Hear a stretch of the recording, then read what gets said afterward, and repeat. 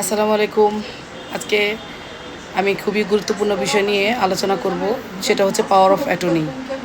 অর্থাৎ যখন আপনি আপনার কোনো প্রয়োজনে কোনো ব্যক্তিকে আমোক্তা নিযুক্ত করলেন এবং দেখা গেল যে একটা সময় সেই প্রয়োজনটা শেষ, যে কারণে আপনি তাকে আমোক্তা নিযুক্ত করলেন সেই কারণটা আর বিদ্যমান নাই। এখন আপনার সেই আমোক্তার নামাটা বাতিল করা প্রয়োজন। ওই ক্ষেত্রে আপনি সেই আমোক্তারনামা দলিলটি বাতিল করতে পারবেন কি না, এইটি হচ্ছে আজকের আলোচনার বিষয়। কোন কোন পরিস্থিতিতে কোন কোন ক্ষেত্রে আপনি আমোক্তার যাকে নিযুক্ত করেছেন, সেই আমোক্তার দলিল যাকে করে দিয়েছেন, যে সম্পত্তির জন্য তাকে ক্ষমতা দিয়েছেন বা যে কাজের জন্য তাকে ক্ষমতা দিয়েছেন, আপনি সেই কাজের জন্য সেই কাজের অবসান করতে চান বা সেই পাওয়ার অফ অ্যাটর্নি বাতিল করতে চান, সেক্ষেত্রে আপনাকে কি করতে হবে, কোন কোন পদ্ধতি অবলম্বন করে আপনার পাওয়ার অফ অ্যাটর্নি দলিলটি বাতিল করতে হবে, সে বিষয়ে এখন বলবো।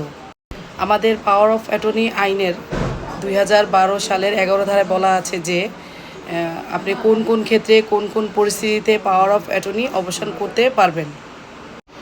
প্রথমত হচ্ছে যে আপনি যে উদ্দেশ্যে পাওয়ার অফ অ্যাটর্নি দিয়েছেন সেই উদ্দেশ্য যদি পূরণ হয়ে যায় বা হাসিল হয়ে যায়, সেক্ষেত্রে পাওয়ার অফ অ্যাটর্নি অবসান ঘটবে। আবার পাওয়ার অফ অ্যাটর্নি যদি নির্দিষ্ট একটা সময়ের মধ্যে পাওয়ার অফ অ্যাটর্নি দেওয়া হয়, দেখা গেছে 3 মাসের জন্য, 6 মাসের জন্য বা 1 বছরের জন্য, এই মেয়াদটা উত্তীর্ণ হয়ে গেলে কিন্তু পাওয়ার অফ অ্যাটর্নি অবসান হয়ে যায়। আবার দেখা গেল যেই উদ্দেশ্যের জন্য পাওয়ার অফ অ্যাটর্নিটা দিয়েছেন সেই উদ্দেশ্যটা আর নাই, হ্যাঁ, সেই উদ্দেশ্যটা বিলুপ্ত হয়ে গেছে, সেই ক্ষেত্রে কিন্তু অটোমেটিক পাওয়ার অফ অ্যাটর্নিটা বাদ হয়ে যাবে বা অবসান ঘটে যাবে। আরেকটি হচ্ছে যে অপ্রত্যাহারযোগ্য পাওয়ার অফ অ্যাটর্নি। অপ্রত্যাহারযোগ্য পাওয়ার অফ অ্যাটর্নি ব্যতীত অন্যান্য যে পাওয়ার অফ অ্যাটর্নি, ওই পাওয়ার অফ অ্যাটর্নির দাতা যদি দেউলিয়া হয়ে যান, অপ্রকৃতিস্থ হয়ে যান অথবা মৃত্যুবরণ করেন, তাহলে এই সমস্ত কারণে তার যেই আইনি সত্তাগুলো সেগুলো যদি বিলীন হয়ে যায় বা তার সত্তা যদি নাই থাকে, আইনি সত্তা যদি না থাকে, সেক্ষেত্রেও কিন্তু পাওয়ার অফ অ্যাটর্নিটার অবসান ঘটে যায় বা বাতিল হয়ে যায়। যখন কোনো আমোক্তার নামা নিযুক্ত করা হলো এবং যিনি আমোক্তার নিযুক্ত করলেন তিনি যদি চিন্তা করেন যে আমি যেই আমোক্তার নামা নিযুক্ত করেছি সেটা বাতিল করে দিব, হ্যাঁ, সেটা নষ্ট করে, সেক্ষেত্রে তাকে যেটি করতে হবে, সাধারণ পাওয়ার অফ অ্যাটর্নি গ্রহীতা যিনি আছেন তাকে রেজিস্টার ডাকযোগের মাধ্যমে 30 দিনের একটি নোটিশ পাঠাবে, নোটিশের মাধ্যমে তার সেই পাওয়ারটা বাতিল করতে হবে।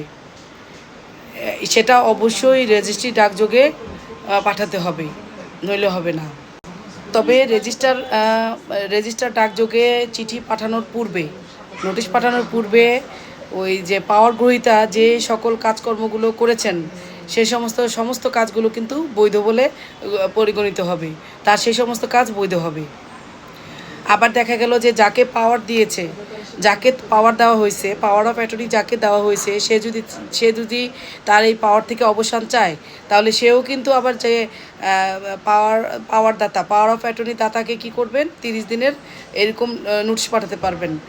রেজিস্ট্রি ডাকযোগে তাকে নোটিশ পাঠিয়ে 30 দিনের নোটিশের মাধ্যমে পাওয়ার গ্রহীতা কিন্তু তার এই পাওয়ার অফ অ্যাটর্নির যেই ক্ষমতাটা সেটা অবসান ঘটাতে পারবেন। পাওয়ার গ্রহীতাও সেটা পারবেন কোর্ট চাইলে। আমোক্তারনামা দলিলের যেই বিষয়গুলো আজকে বললাম, আশা রাখি আপনাদের কাজে লাগবে। ধন্যবাদ সবাইকে।